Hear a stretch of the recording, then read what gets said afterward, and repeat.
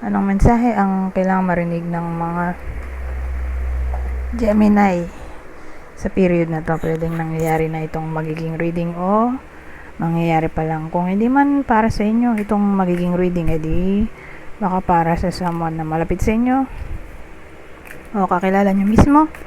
Baka may lumabas na gender, mamaya gawin nyo na lang energy, masculine at feminine energy. Pwede rin naman na wag nyo nang pansinin ang gender. Hindi ko masasabi kung anong magiging reading, kung positive ba o negative. Depende sa kung anong mapipick up kong energy. Walang masama kung papanorin ang sun, moon at rising sign kasi baka liman sa mga yan ay mag-resonate na sa sitwasyon nyo. I-enter ko lang yung membership ko. Baka lang gusto nyo ng mga exclusive perks na hindi ko usual ginagawa.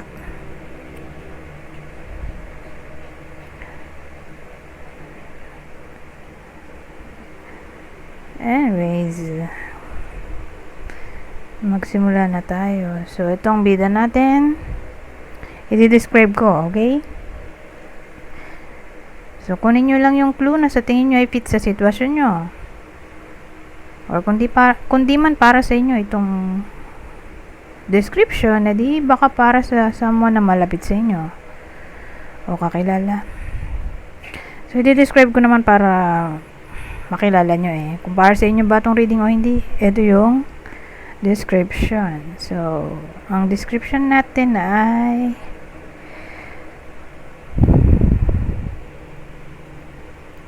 alin man sa mga description ha. So, kunin nyo lang yung clue na sa tingin nyo fit sa sitwasyon nyo o sa kakilala nyo. Lalaki. Pwede rin namang babae kung extrovert. Pero kung introvert siya, hindi to para sa inyo. Okay? Kung hindi kayo ganoon, okay, na babaeng extrovert. So, kung hindi kayo ganoon, edi baka sa kakilala nyo or lalaki. Pero, since maguguluhan tayo, edi mag-stick na lang tayo sa lalaki. Okay? Pero again, pwede rin nga yung babae kung extrovert. Pero sa case na to, mag-stick tayo sa lalaki kasi maguguluhan din ako at kayo. Kasi, ang dami ko sinasabing subject, diba? So, mag-stick tayo doon. Pwedeng kasal na yung bida or tatay na or may trabaho. Mayaman muna. Mayaman. Kung hindi mayaman, edi may business. Kung walang business, may trabaho. At ang huli, pwede ang edad nito ay maglalaro sa 29 to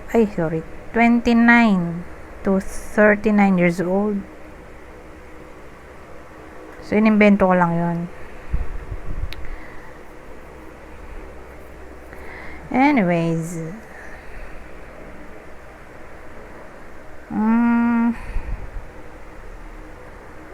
tingnan natin anong mayroon dito. 5 of Earth.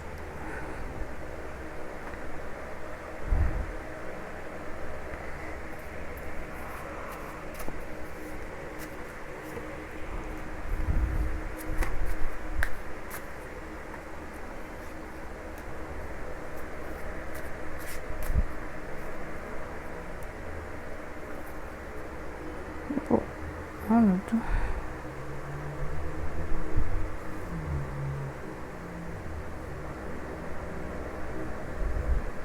So, yung someone natin ay parang nag-struggle o nagwo-worry sa topic ng stability,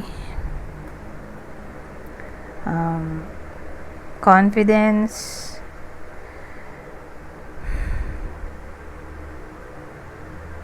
more like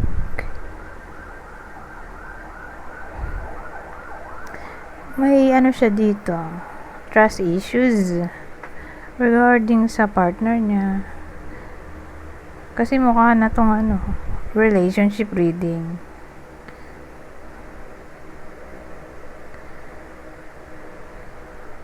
Parang insecure yung tao dito tungkol sa kanyang love life.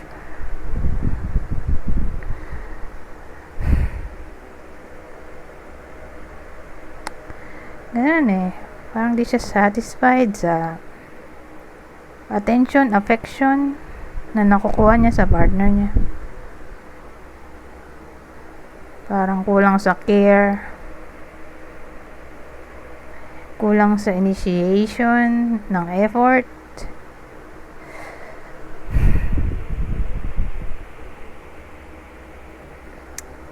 Parang di loving o sabihin natin cold.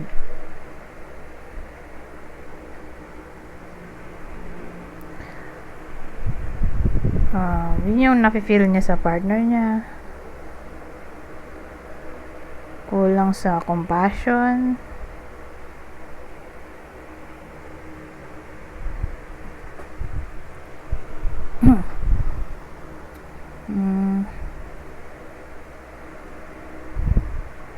Kasi hindi nga nurturing yung partner eh. Ewan ko bakit niya nafe-feel yun.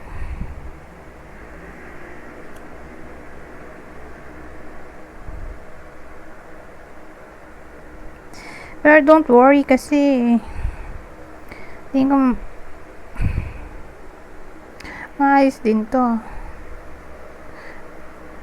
Whether nangyayari na itong sinasabi kong negativity sa relationship or mangyayari pa lang, pero tingin ko babalik ulit ang love at nandito naman yung the lovers.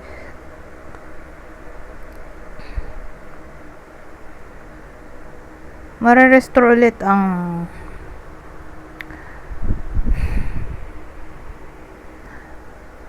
samahan o relasyon. Restoration kasi ito eh ng pagmamahalan nilang dalawa. Mare-restore ulit kasi ito yung bida natin eh. So happy ending naman, don't worry. Bakit kaya, 'di ba? Yun ang tanong eh, bakit nafe-feel ng lalaki or nung babaeng extrovert ang ganong parang walang sense of stability sa emperor natin pagdating dito sa relationship, kasi love and abundance to eh.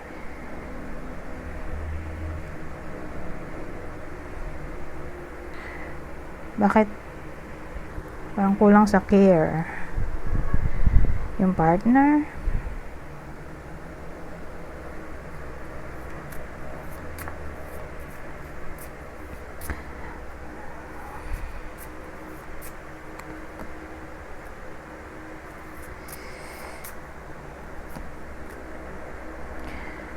Long distance siguro sila. Ano to?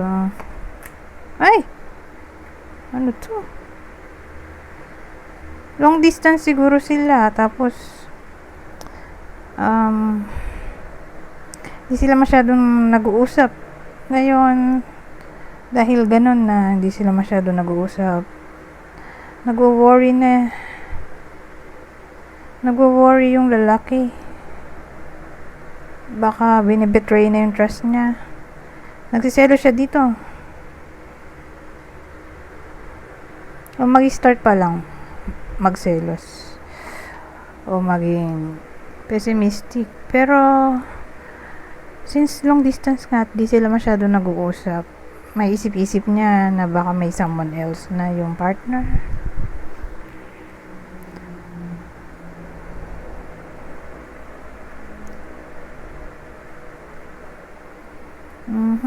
Eh, ang tanong, totoo ba yun? Meron nga ba na someone else? Yes or no?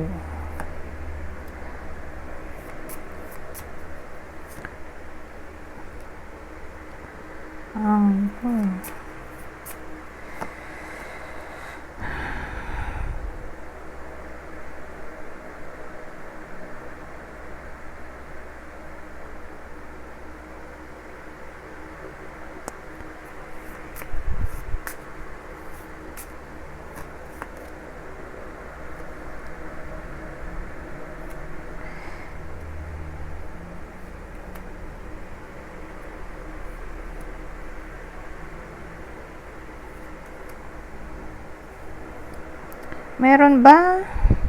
Wala naman eh. Tingin ko wala naman. Ang problema lang ay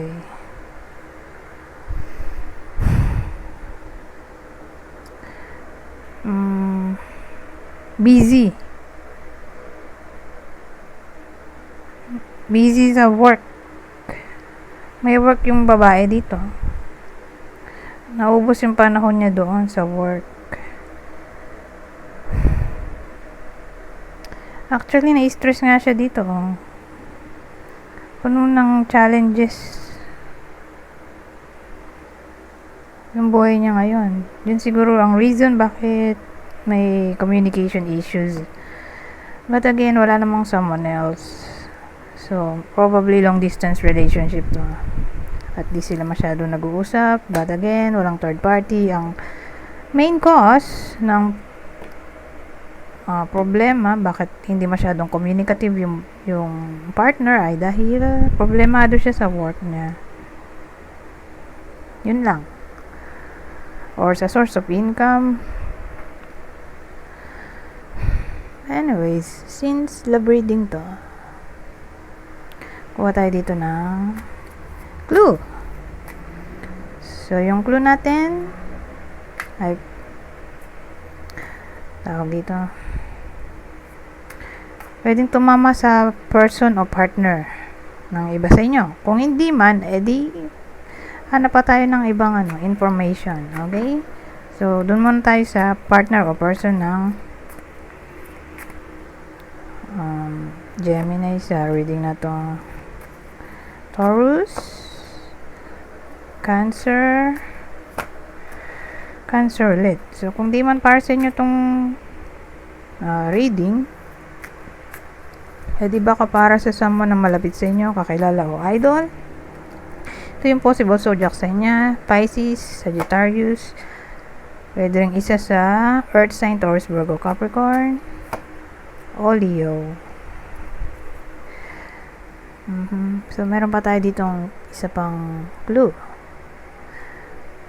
So, same instruction. Kung di man tumama sa inyo tong clue, di baka tumama dun sa person nyo, kakilala o idol. Kunin nyo lang yung clue na sa tingin nyo ay fit sa sitwasyon nyo o sa kakilala nyo.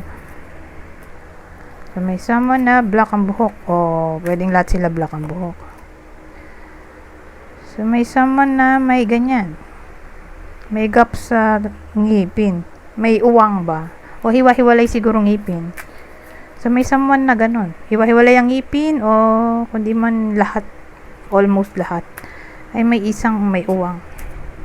Parang ito. Buo naman lahat ng ngipin niya. Yun lang yung uwang. So, may lalaki dito na balbas sarado or may balbas lang. Beard eh. Ito, plus size. So, yung isa, or who knows, baka lahat sila, ay matataba. Plus size eh. Ano. Katinaylong ko. Anyways. Tabi ko lang itong mga ginamit kong deck. At sagabal. Kuha pa tayo na ibang information.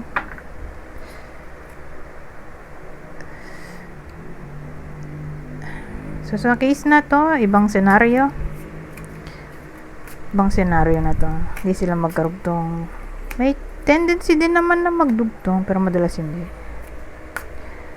So, pag ganito, hand. Oh. Ang dating sa akin, in times of crisis, may tutulong sa iba sa inyo. Kasi parang tong helping hand.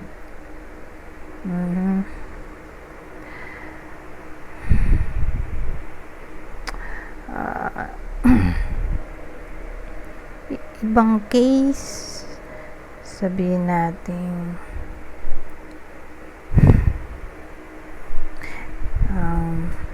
magiging may tawag dito, magiging friendly yung iba sa inyo or may mamimit silang someone new, pero more like yung someone new ay friend, newfound friend.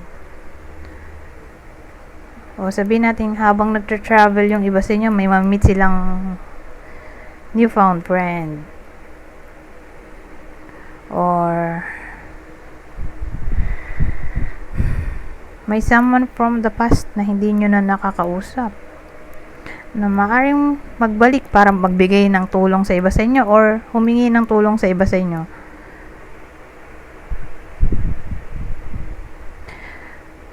Or may tutulong sa iba sa inyo para maabot ang kanilang pangarap or mangyari ang gusto nilang mangyari.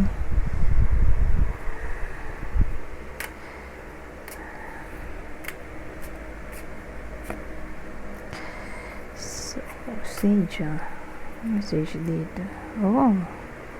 So sa case na to, makakatulong daw na mag-sage, gumamit ng sage para maka-attract ng good fortune o new opportunities o good news in all forms.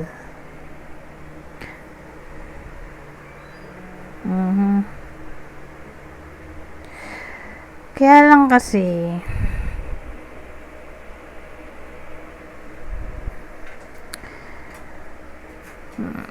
gusto ko siyang baguhin. Gawin na lang natin Palo Santo to. Okay? Gumamit na lang ng Palo Santo kaysa sage. Mahirap kasi sage. Bakit? Kasi may tendency na baka magambala nyo yung ibang spirits. Kasi malawak yung sakop ng sage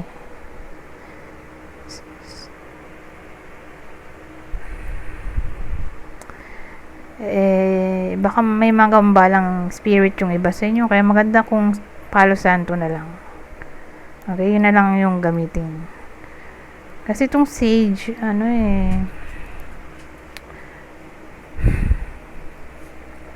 ginagamit din kasi siya sa pangtaboy ng negative energies or negative spirits. So, kung wala namang ginagawang masama yung spirit, whether negative o good, maganda kung hindi na sila magambala. Kaya mas maganda kung Palo Santo na lang.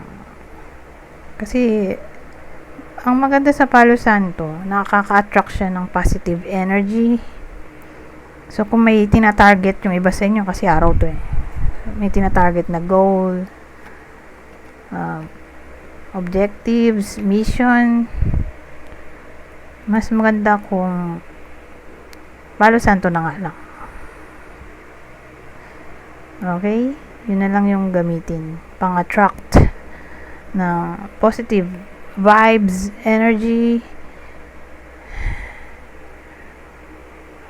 or pang-manifest ng kung ano man ang gusto ng iba sa inyo. Ngayon, punta na tayo dito sa last deck. Kunin nyo lang yung info na sa tingin nyo ay fit sa sitwasyon nyo. Babasahin ko na lang para mabilis. General advice na to sa period na to. Ito maganda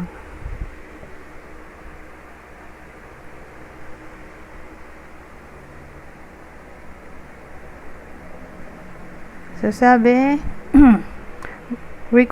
recognition, admiration for your hard work is coming.